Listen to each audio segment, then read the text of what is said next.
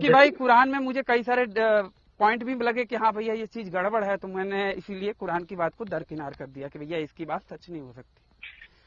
Okay okay okay. तो क्या चीजें थी जिसकी वजह से मतलब आपको कि कुरान को रिजेक्ट करना पड़ा? मतलब जैसे कि एक तो पहले तो आपने बोला कि ऐसी कुछ चीजें कही गई है मैंने आपको जिसके बताया अंदर ना, की कुछ विश्वास के लायक नहीं है। कुरान का देखिए बेसिक शान नुज़ूल अगर देखेंगे ना, शान नुज़ूल अर्थात के मुझे इंग्लिश का शब्द याद नहीं आ रहा। शान नुज़ूल मतलब देख सकते हैं कि सर्कमस्टेंसेस, कि किस तरीके के सर्कमस्टेंसेस बन रहे थे, किस तरीके के लोगों को परेशानियां आ रही थी, फिर उसे देख के जैसे कि रसूल के साथ, मतलब कि जो नबी थे, प्रॉफिट थे, उनके साथ जैसे जैसे हालात पेश आते थे ना, तो उसके बेसिस पे क्या नाम से कुरान नाजिल होती थी, राइट? कि भैया जैसे कि मैं आपको एक एग्जांपल बताता हूँ। नमस्ते सभी को मित्रों, वैचारिक मंथन नवसनातनी यूट्यूब चैनल पर मैं आपका साथी आशीष चौरसिया आप सभी का हार्दिक स्वागत एवं अभिनंदन करता हूँ। मित्रों, काजल बहन जी के साथ हुई हमारी बातचीत तो आप लोगों ने सुनी ही होगी। अगर ना सुनी हो तो ऊपर दिख रहे आई बटन पर क्लिक करके आप हमारी और काजल बहन की हुई बातचीत जरूर सुनिए, क्योंकि उसे सुनने के बाद आपको पता चलेगा कि ये मशीनरी वाले किस प्रकार से एक हंसती खेलती हिंदू बच्ची को बरगला के भ्रमित करके इस तरीके के अंधकार के गर्त में लेके चले जाते हैं कि वो अपने परिवार से दूर हो जाती है, अपने संस्कृति से दूर हो जाती है।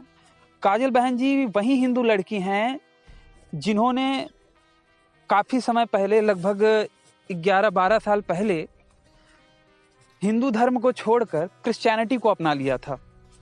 और उन्हें कन्वर्ट करने वाले जो लोग थे, उन्होंने कुछ इस तरीके से उनको कन्वर्ट किया कि आज के समय में वो अभी भी शादी नहीं करी है उन्होंने, और किसी भी हिंदू लड़के से वो शादी करना ही नहीं चाहती। वो चाहे कितना ही सुंदर और संपन्न हो और कितना ही सुशील हो, कितना ही योग्य हो, लेकिन वो उससे शादी नहीं करना चाहती। और वो हमारी जो बातचीत हुई थी, करीब 1 घंटे की बातचीत थी, आप लोगों ने सुनी होगी। अगर ना सुनी हो तो ऊपर आई बटन पर क्लिक करके आप हमारी बातचीत को सुन सकते हैं। तो उनसे जो बातचीत हुई थी उसमें काफ़ी कुछ हमने प्रयास किया, क्योंकि मैं था और उनके भाई थे। हम दोनों ने मिलकर काफ़ी प्रयास किया, लेकिन वो मानी नहीं, हमारी एक भी बात को मानी नहीं। उनके ऊपर क्रिश्चियनिटी का पागलपन कुछ इस तरीके से सवार था। तो उससे पहले, उनसे बात करने से पहले एक बातचीत हुई थी एक व्यक्ति से जिसका नाम रॉबिन करके था। जाहिर सी बात है वो बैटमैन वाले रॉबिन नहीं थे, वो क्रिश्चियनिटी वाले रॉबिन थे। तो उन रॉबिन जी से बातचीत हुई थी और उनका नंबर भी काजल बहन के भाई साहब ने ही दिया था, क्योंकि उन रॉबिन जी ने काजल बहन के भाई साहब को भी कन्वर्ट करने का प्रयास किया था। उन रॉबिन जी का काजल बहन से कैसे कनेक्शन है? आज के समय में काजल बहन जिस औरत के साथ उठती बैठती हैं ज़्यादा, उस औरत के पति हैं रॉबिन जी। और ये लोग भी काफ़ी हद तक काजल बहन के कन्वर्जन को अभी भी सशक्त कर रहे हैं, उनका माइंड ब्रेन वॉश कर रहे हैं एक प्रकार से देखा जाए तो मैंने सोचा कि भैया जो इस तरीके का कार्य कर रहे हैं उनसे थोड़ी सी बात करनी चाहिए, अच्छा रहेगा बात करना। काजल बहन से तो कभी भी बात हो सकती है। तो उनके भाई साहब ने बताया कि भैया ये आज के टाइम पे अपोलोजेटिक की पढ़ाई पढ़ रहे हैं, अपोलोजेटिक का कोर्स कर रहे हैं। अपोलोजेटिक मतलब आपको समझाऊं तो समझ लीजिए कि जैसे हिंदुओं में आर्य समाज है, उसी प्रकार से क्रिश्चियनों में जो अपोलोजेटिक होते हैं वो सस्ते वाले आर्य समाजी होते हैं, जिनका काम अधर्मियों को उनके हिसाब से क्रिश्चियनिटी के जो नॉन क्रिश्चियन हैं उनको जवाब देना होता है, ठीक है। तो वो अपोलोजेटिक की पढ़ाई पढ़ रहे हैं, प्लस उनका एक यूट्यूब चैनल भी है। हालांकि उनका कहना सही नहीं होगा, क्योंकि वो उस यूट्यूब चैनल पे समय समय पे अपने व्याख्यान देने के लिए आते हैं। तो उस यूट्यूब चैनल का, हालांकि मैं नाम नहीं बताऊंगा, मैं उसका प्रमोशन नहीं करना चाहता। ज़्यादा से ज़्यादा 400-500 सब्सक्राइबर होंगे उसके। तो उनका यूट्यूब चैनल भी है और काफ़ी अच्छे वक्ता भी हैं। और उन भाई ने बताया, काजल बहन के भाई ने बताया कि भाई साहब से और रॉबिन जी से पहले बातचीत हुई थी, जब रॉबिन जी उनको कन्वर्ट करने का प्रयास कर रहे थे। और आप तो जानते ही हैं कि जो भी हमारे सब्सक्राइबर हैं, आप जैसे लोग, उनको कोई भी लल्लू पंजू आके कन्वर्ट तो नहीं करा सकता। इवन कि वो जवाब ना भी दे पाएँ उनको, वो उनको जवाब ना भी दे पाएँ, फिर भी वो कन्वर्ट तो नहीं होंगे। तो भाई ने मुझे उनके बारे में थोड़ी बहुत बताया कि इस तरीके से है और ऐसा-ऐसा ये कर रहे हैं, और उन्होंने ये भी बताया कि उनकी और रॉबिन जी की काफ़ी लंबी बातचीत भी हुई थी, इसी क्रिश्चियनिटी वर्सेस हिंदुत्व के ऊपर। और बस समस्या ये थी कि उन्हें उस टाइम पे ज़्यादा कुछ पता नहीं था, और उन्होंने, हमारे भाई ने, रिकॉर्ड नहीं किया था उस बातचीत को। हालाँकि वो अपना नाम कहते हैं कि मेरा नाम सार्वजनिक ना कीजिए, तो फिलहाल मैं उनको महेश भाई करके ही बोलूँगा, ठीक है? उनका परिवर्तित नाम मैं बता रहा हूँ आप लोगों को कि महेश भाई की और रॉबिन जी की बातचीत भी हुई थी, और जिसमें कि रॉबिन जी की एक भी बात को महेश भाई मानने से इनकार कर दिए थे, और लगभग उनको अच्छे से जवाब भी दिया था। तो इसीलिए रॉबिन जी ज़्यादा कुछ बोल नहीं पाया, और उनको उम्मीद थी कि हो सकता है भविष्य में शायद ये इनको कन्वर्ट कर सके, महेश भाई को। तो बाद में महेश भाई ने जब काजल बहन से बातचीत करने से पहले मुझे उनका नंबर दिया और कहा कि भैया ये रॉबिन जी हैं और ऐसा-ऐसा है और आप इनसे बातचीत कीजिए। तो मैंने कहा कि भैया ये मुझसे बात करेंगे? तो उन्होंने कहा कि हाँ, हाँ, बिल्कुल, ये तो बातचीत करने के लिए उतावले रहते हैं लोगों से, हिंदुओं वगैरह से, और क्रिश्चियनिटी के विषय में तो ये बात करने के लिए लोगों से उतावले रहते हैं।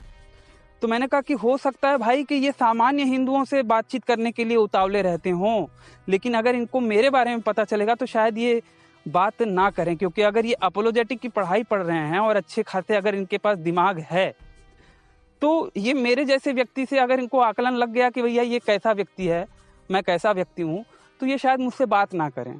तो उन्होंने कहा कि एक बार आप देख लीजिए बात करके, जो भी होता है फिर उसके बाद देखते हैं। तो आज जो मैं रिकॉर्डिंग आप लोगों के सामने रख रहा हूँ, जो बातचीत आप लोगों के सामने रख रहा हूँ, वो बातचीत उसी पहली बातचीत का हिस्सा है जो कि मैंने और रॉबिन जी ने किया था। आप इस बातचीत में देखेंगे कि मैं रॉबिन जी का आकलन कर रहा हूँ कि ये बंदा कितने पानी में है, और सामने वाला भी मेरा आकलन कर रहा है कि ये बंदा कितने पानी में है, इससे बात करना उचित होगा कि नहीं होगा। तो रॉबिन जी के साथ हुई हमारी पहली बातचीत आज मैं आप लोगों के समक्ष रख रहा हूँ। आप सब भी सुनिए एवं निर्णय लीजिए।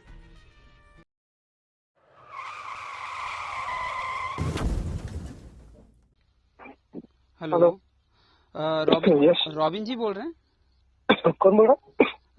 रॉबिन भाई नमस्ते। जी नमस्ते, कौन बोल रहा? भाई से आपका नंबर मुझे मिला था भाई। हाँ हाँ, बोलिए बोलिए। और मनीष जी, हाँ हाँ, आशीष करके कुछ नाम बताया आशीष जी जी बिल्कुल सही, आपको तो पता है तो। भाई। नहीं, सिर्फ नाम बताया था उन्होंने, अच्छा, नंबर नहीं था उनका आपको। Okay okay.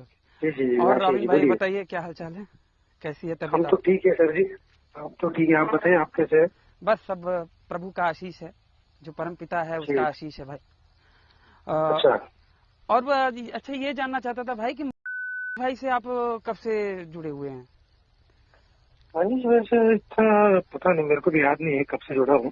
अ, भाई के बारे में मैं आपको एक बात बताऊं तो जी जी। वो दिल के बड़े अच्छे हैं, हम्म, लेकिन आध्यात्मिक स्तर पे हम्म, उनकी जो ज्ञान है वो थोड़ा सा मुझे गड़बड़ लगता है, या फिर कह सकते हैं एक बार मेरी उनसे बातचीत हुई थी तो हम्म, कुछ चीजों में उनसे मेरे मतभेद भी हैं, जैसे कि ईश्वर हम्म, के विषय में हम्म, कुछ चीजों में उनकी मेरी मतभेद भी चलती रहती है, और हमारे बीच में हम्म, बहुत अच्छी बातचीत चलती है। और ये भी है कि जो हमारे बीच में आध्यात्मिक ज्ञान की चर्चा होती है उसमें हमारे हम्म, मतभेद भले हो जाएं, लेकिन मनभेद हम्म, नहीं होता। ऐसा नहीं कि भैया इसने तो मुझे ऐसा बोला था तो अब मैं इसके साथ बातचीत करना छोड़ दूंगा, क्योंकि वो हम आध्यात्मिक लेवल पे बात करते हैं, लेकिन जो हमारा पर्सनल का जो संबंध है वो बहुत ही अच्छा चलता है।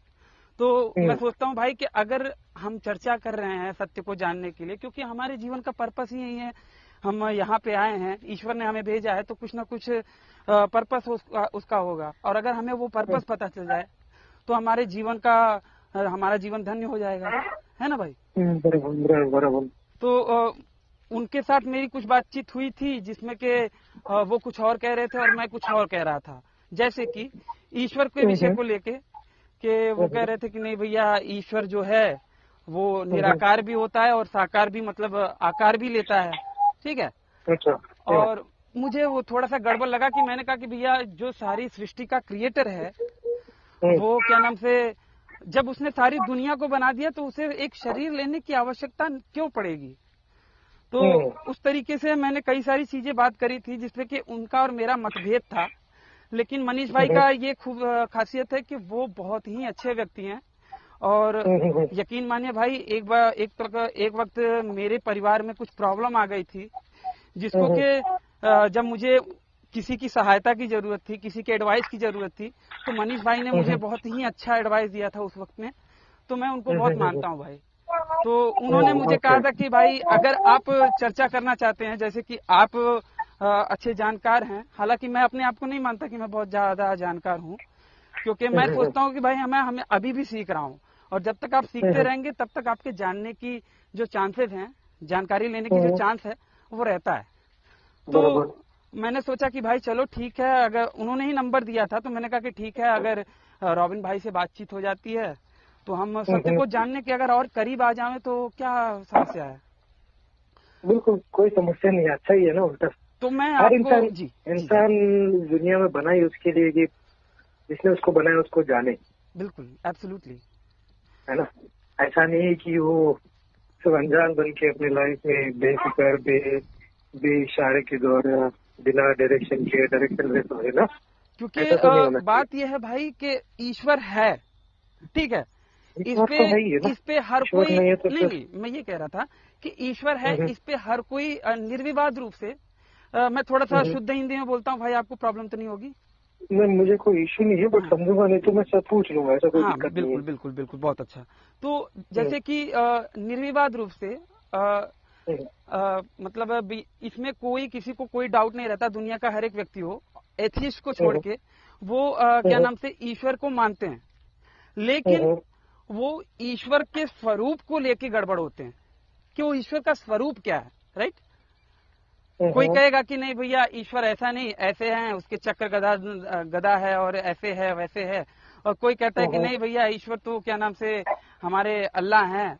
और फिर वही चीज हम फिर उसके बाद क्रिश्चियनिटी में भी देखते हैं।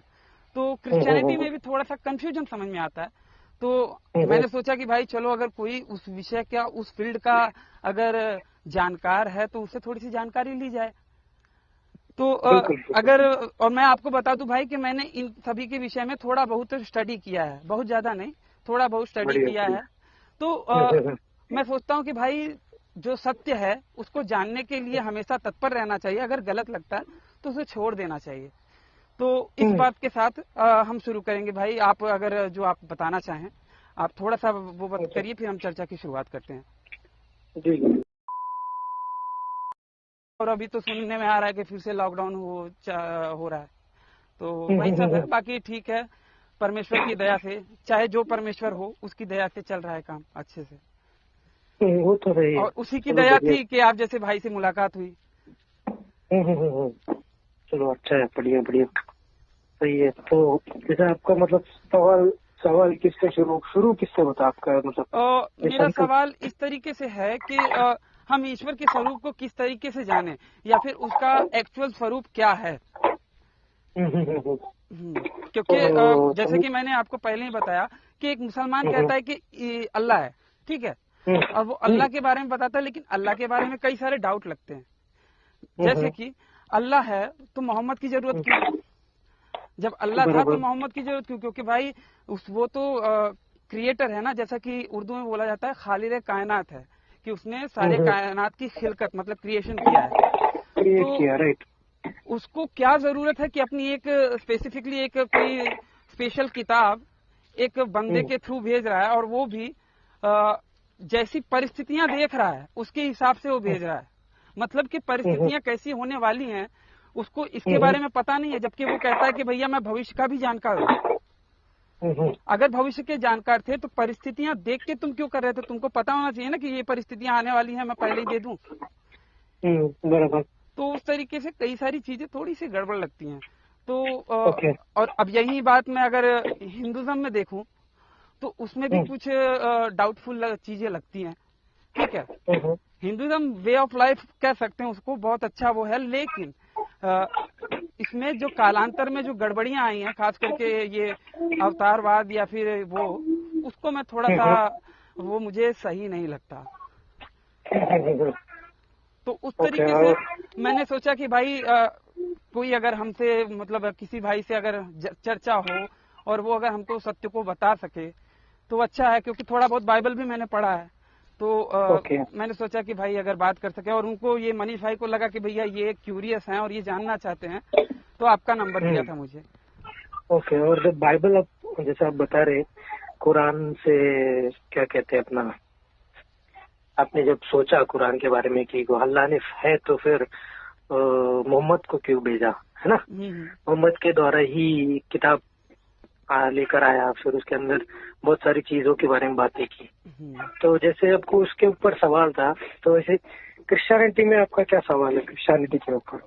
बेसिक पर मतलब मैंने सोचा कि अगर शुरू हो, देखिए क्योंकि देखिए अगर मैं आपको बताऊं तो कुरान तो गलत है, आप भी मानते होंगे, ठीक है? क्यों मानते होंगे?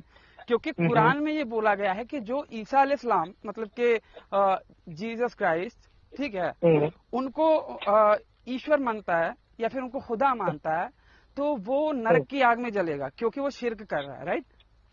और ये भी कहा गया है कि जीसस को सूली पे नहीं लटकाया गया था, उनको अल्लाह ने अपनी ओर खींच ली, मतलब अपनी ओर बुला लिया था। अब उसका जैसे कि आकाश मार्ग से अपनी ओर सशरीर, मतलब विथ बॉडी ऊपर मरने नहीं दिया, ले लिया था। हाँ, ओके। जो ये इस तरह के, अब मैं कहता हूँ कि भैया दुनिया में सबसे ज्यादा तो भाई क्रिश्चियनिटी मानी जाती है, और बाइबल को लोग मानते हैं।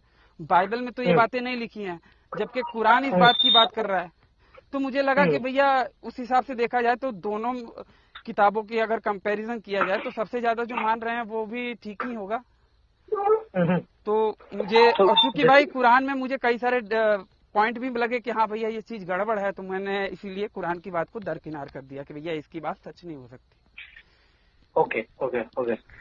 तो क्या चीजें थी जिसकी वजह से मतलब आपको कि कुरान को रिजेक्ट करना पड़ा? मतलब जैसे कि एक तो पहले तो आपने बोला कि ऐसी कुछ चीजें कही गई है मैंने आपको जिसके अंदर की कुछ विश्वास के लायक नहीं है। कुरान का देखिए बेसिक शान नुज़ूल अगर देखेंगे ना, शान नुज़ूल अर्थात के मुझे इंग्लिश का शब्द याद नहीं आ रहा।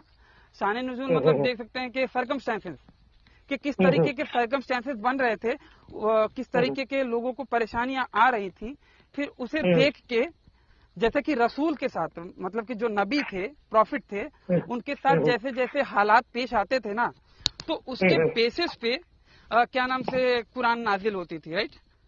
कि भैया जैसे कि मैं आपको एक एग्जांपल बताता हूँ कि एक साहबी थे, साहबी मतलब के मोहम्मद के कैंपेनियन, राइट? तो वो नमाज पढ़ते थे और मतलब शराब के नशे में वो नमाज पढ़ रहे थे, और ये मोहम्मद ने देखा। फिर उसके बाद अल्लाह ने क्या नाम से ये एक आयत उतारी मोहम्मद पे कि जब तुम शराब में हो, नशे में हो, तो नमाज के करीब मत जाओ, ठीक है? अब यहाँ पे सवाल ये बनता है भाई कि अल्लाह ने ये देखा, फिर उसके बाद उन्होंने ये आयत नाजिल करी।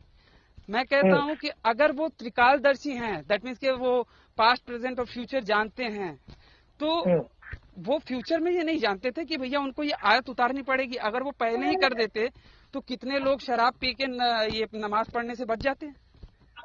अच्छा, तो आप इसका कंक्लूजन ये निकलता है कि भैया ये कुरान गड़बड़ है। ओके। नहीं, जैसे मैं वो पूछूंगा उसी चीज पे ये बोलूंगा, जैसा एग्जाम्पल, एक बंदा है शराब पीता है, ओके?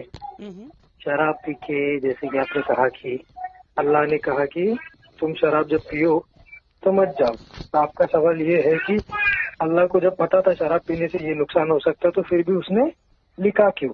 बराबर है, यही सवाल है ना? ना, मेरा सवाल ये नहीं है। मेरा सवाल ये है कि अल्लाह अगर फ्यूचर का जानने वाला है, राइट?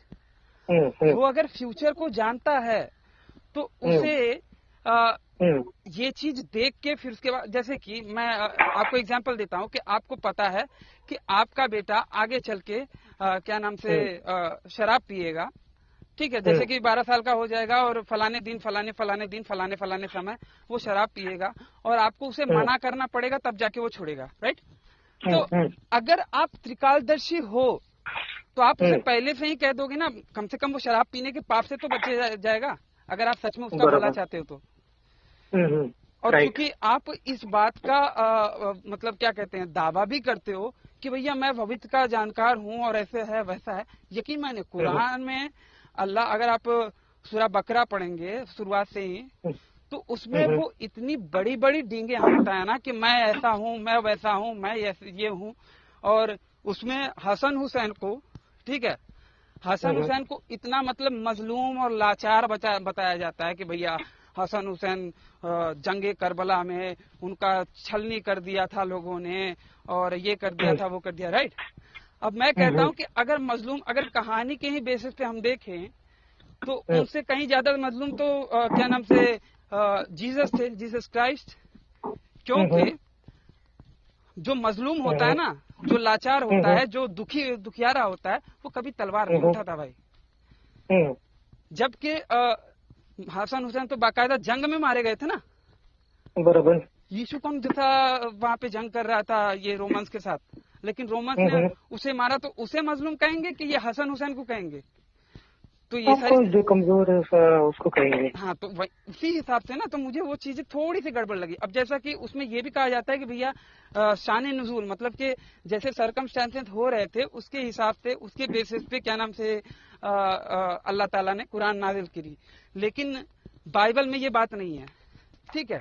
ओके। तो मुझे उसके कंपैरिजन में बाइबल थोड़ा सा सही लगा कि यार चलो ठीक है, कुरान से तो कुछ ठीक ही है।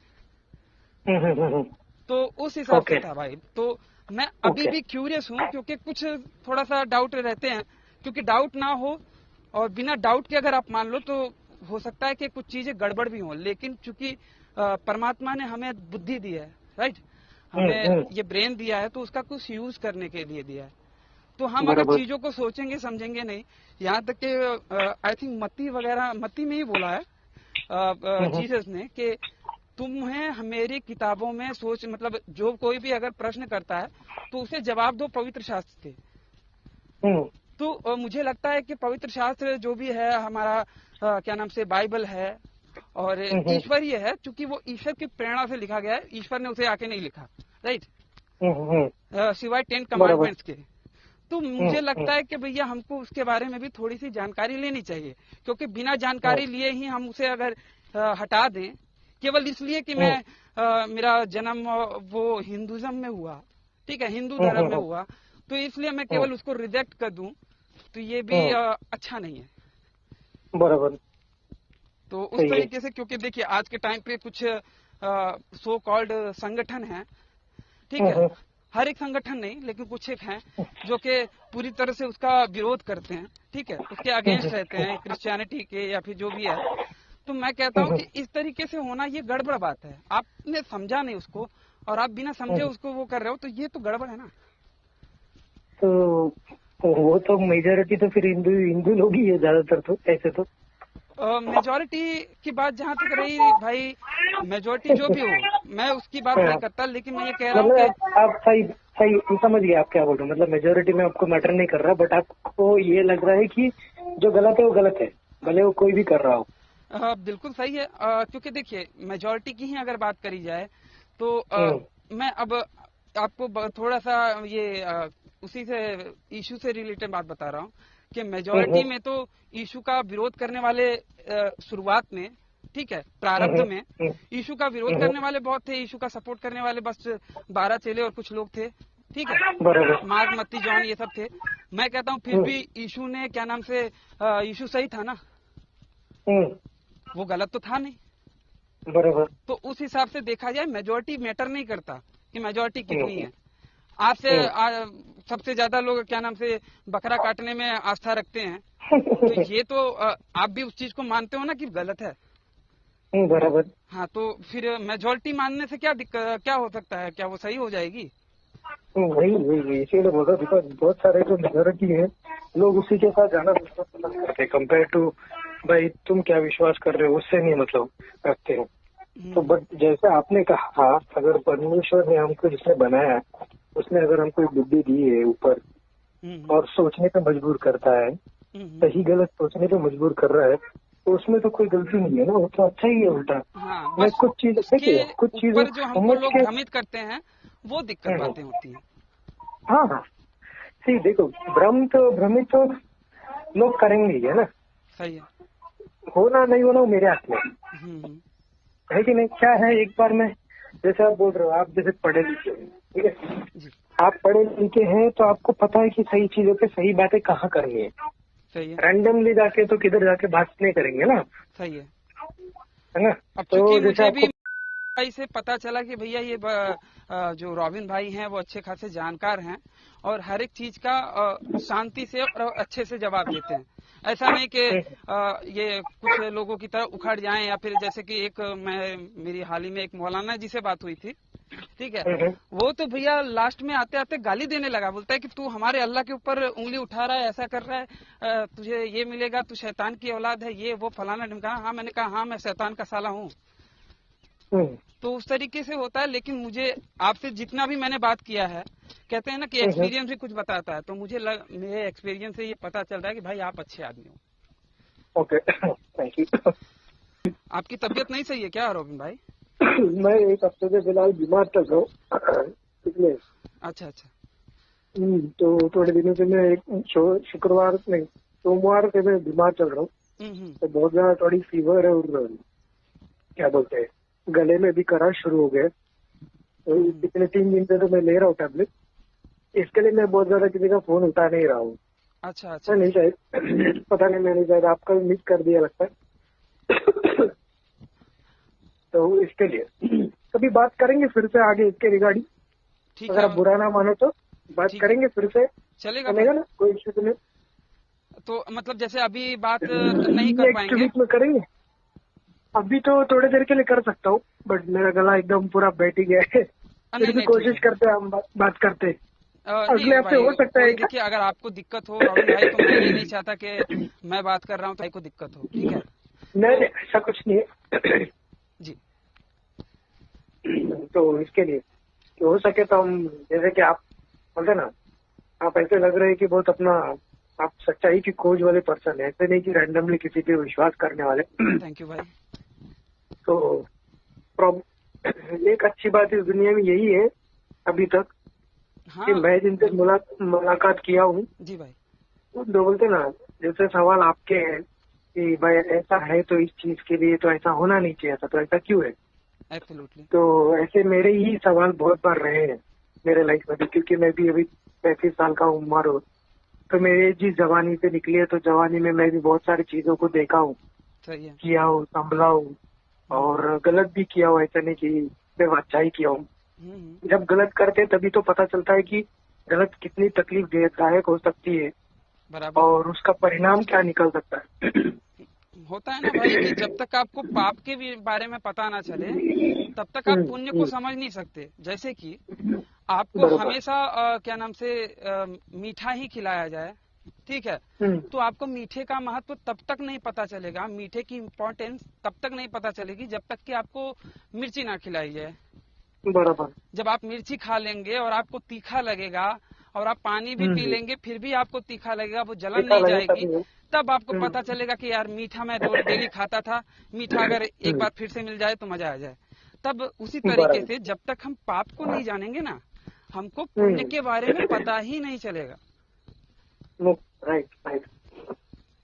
तो जैसे क्रिश्चियनिटी से रिलेटेड देखिए, क्रिश्चियनिटी तो आपने जैसे कहा, बाइबल तो आपने पढ़ी ही है ना, थोड़ी बहुत भाई, पढ़ना और उसको पढ़ के समझना, दोनों में दोनों भी बातें आनी चाहिए ना। नहीं, जैसे आपकी नॉलेज है सर जी आशीष भाई, उससे लगता नहीं कि आपने बहुत कैजुअली पढ़ी होगी। हाँ भाई, नहीं, जैसे जिस तरीके का नॉलेज आप रख रहे हो जी, मुझे नहीं लगता कि उस नॉलेज का पर्सन बाइबल को ऐसे ही जैसे कॉमिक बुक्स की तरह तो नहीं पढ़ा होगा, स्टोरी बुक की किताबों की तरह। तो कॉमिक बुक है भी नहीं ना भाई, मैं उसे धर्मशास्त्र मान के पढ़ा हूँ। मैंने इसके लिए बोल रहा हूँ, जब आपने पढ़ा होगा तो डेफिनेटली आपने उसको बहुत ही अलग तरीके से, देखिए जैसे आप बोलते हैं ना, एक कैजुअल रीडर होता है, एक अटेंटिव रीडर होता है, अटेंटिव रीडर होता है, ठीक है। जी जी कैजुअल रीडर क्या करता है, उसको ऐसा लगता है मुझे बुक्स पढ़ने में शौक है तो मैं हर बुक्स पढ़ लेता हूँ। जी। बट एक अटेंटिव रीडर क्या होता है, वो बुक्स को चूज करके पढ़ता है। हम्म। तो आप उन लोगों में हैं, है ना, आप चूज करके पढ़ रहे हो। और सेकंड थिंग, आपकी जो डिजायर है जी। परमेश्वर को या ईश्वर को, जो भी आप परम पिता बोलते हैं, जिससे भी जिसका, भाई तो वो उसको परमपिता तो जानने, है ही ना। हाँ वही परम पिता परमेश्वर तो है ही है।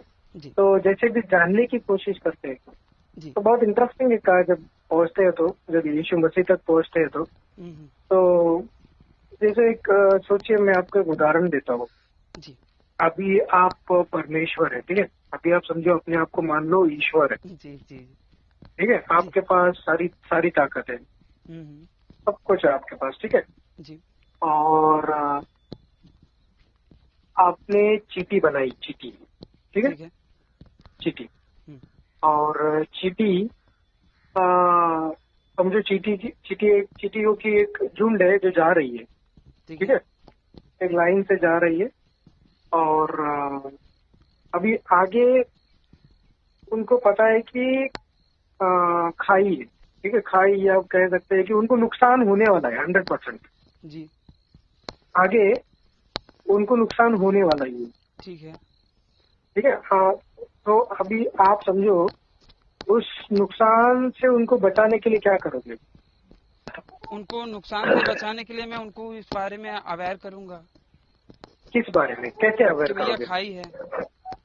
ओके, जैसे समझिए आप परमेश्वर है, ठीक है, और आप चीटी को समझा रहे हो, क्या बोलोगे या कुछ उसको रास्ता बनाओगे, क्या कुछ उसको हवा बहाओगे, या पानी बहाओगे, या गुड़ दोगे, शक्कर दोगे? मैं चींटियों की भाषा तो नहीं जानता, चींटियों बराबर, से ओके। कैसे इंटरेक्ट करना है ये भी मैं नहीं जानता, क्योंकि मेरा जान लेकिन नहीं, मैं परमेश्वर हूँ ना।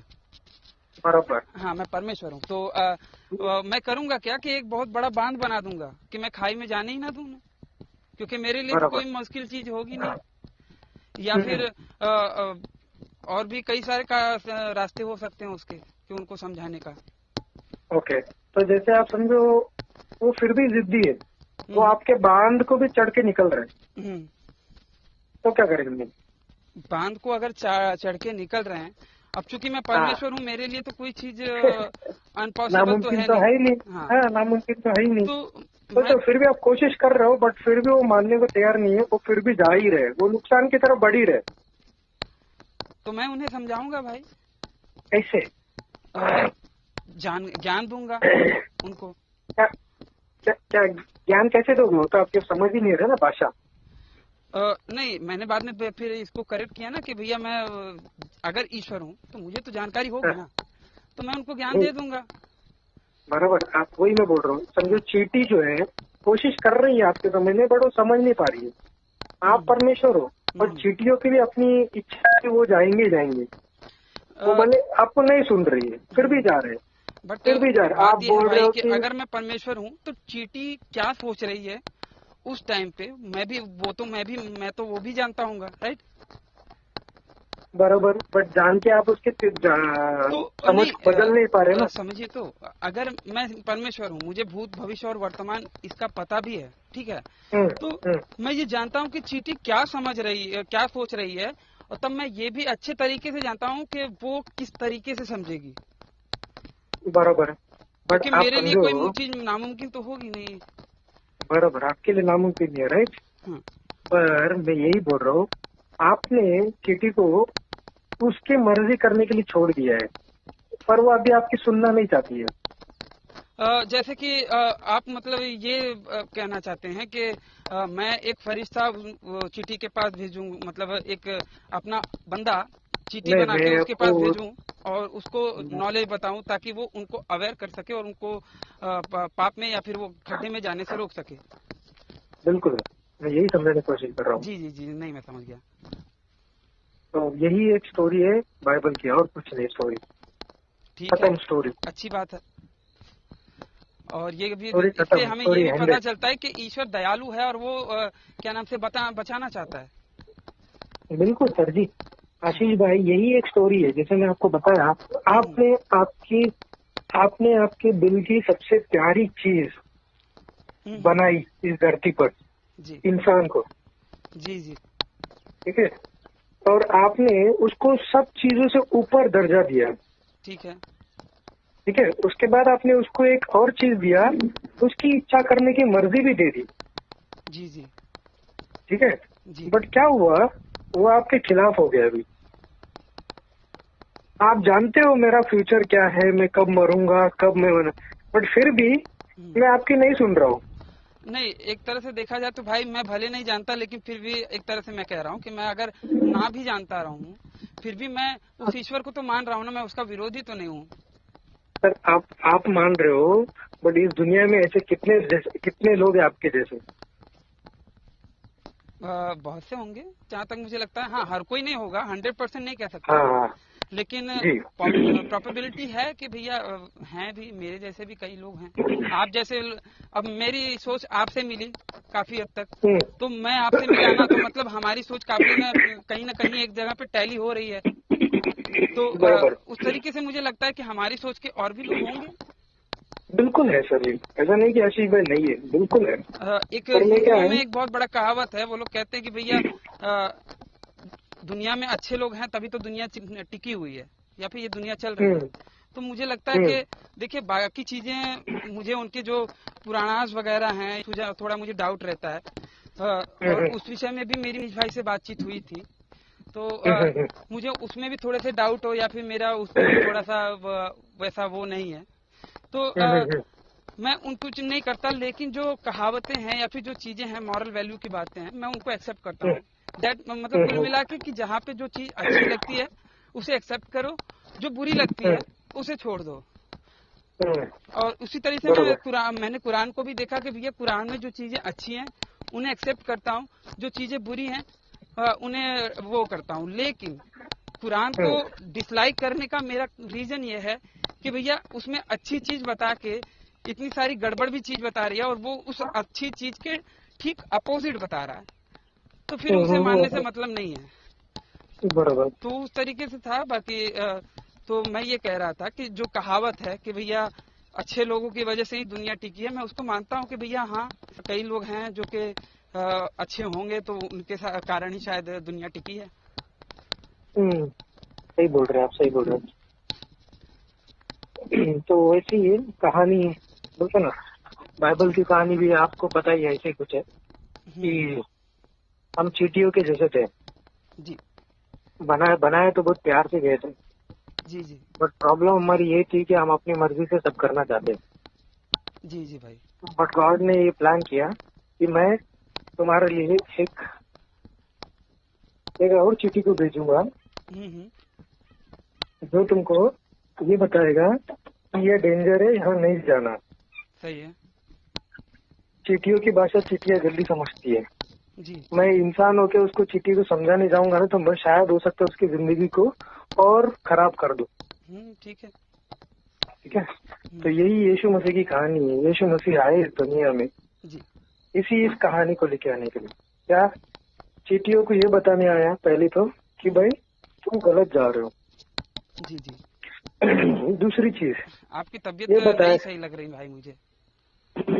मेरी तबीयत एक हफ्ते से सही नहीं है सर जी, इसके लिए तो मैं मनीष जी को भी फोन नहीं उठाया था। एक काम करते हैं भाई, क्या नाम से, रॉबिन भाई, हम जब आपका तबीयत सही हो जाएगा, आपका स्वास्थ्य सही हो जाएगा, तब हम बात करेंगे तो ज्यादा अच्छा रहेगा। चलो कोई नहीं, नो प्रॉब्लम। मैं नहीं चाहता भाई कि मेरी वजह से भाई को दिक्कत हो, ठीक है? नहीं, कोई इश्यू नहीं है। तो आप आराम कीजिए, करते फिर और नेक्स्ट वीक में करेंगे फिर बात। आप मैं जैसे ठीक हो जाऊँ, आप जब कहें।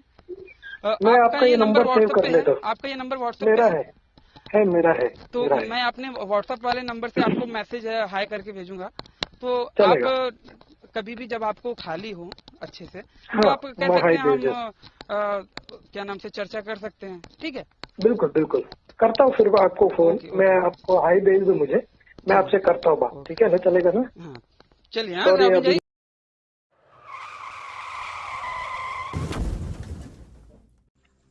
तो बस मित्रों, आज का हमारा ये वीडियो यहीं पे समाप्त होता है। अगर ये बातचीत आप लोगों को पसंद आई हो तो इसे कम से कम 5 मिनट का समाधान देते हुए अपने मित्र मंडली में शेयर अवश्य करें। हो सकता है आपके एक शेयर से हमारा कोई भाई या बहन इनकी सच्चाई से अवगत हो जाए और भटकने से बच जाए। अगर आप सामर्थ्यवान हैं और मुझे मेरे इस कार्य में सहयोग करना चाहते हैं तो स्क्रीन पर दिख रहे QR कोड पर आप मुझे सहयोग कर सकते हैं। और अंत में चलते चलते आपसे यही निवेदन करना चाहूँगा कि देखिए, बाकियों के लिए तो जन्नत और जहन्नुम है, परंतु आपको पुनः इसी धरती पर आना है। तो इस धरती माँ की रक्षा के लिए अपने जीवन काल में प्रतिवर्ष एक पेड़ अवश्य लगाएं। इस वीडियो को अंत तक देखने के लिए आप सबका बहुत बहुत धन्यवाद। नमस्ते जी, जय श्री राम, हर हर महादेव, जय माँ भारती। भाई उसके बाद उन्होंने ये भी बोला ना, जिस दिन तुम खाओगे तुम मर जाओगे। और उसने ये भी लिखा है कि बाइबल में अगर उत्पत्ति में तुम देखोगे ये लिखता है तो आदम मर तो नहीं गया था भाई उस दिन। अरे बाबा आत्मिक तरीके अब से आप मर गया था। आत्मिक तरीके से आत्मा रहे, आपने जैसे कहा था कि आपके अंदर आत्मा रहेगी ही नहीं तो आप चल ही नहीं पाओगे। आत्मिक मौत क्या होती पता है? हाँ, क्या क्या बोलो? आत्मा मर जाती है। आत्मा कैसे मरती है बताओ जरा मुझे। हालांकि मैं तो मानता ही नहीं ना भाई, मैं मानता ही नहीं तो मैं इस बात को भी नहीं मानूंगा कि आत्मा मर जाती है। मैं आत्मा के मरने की बात मान ही नहीं सकता कि आत्मा कभी मर सकती है। मैं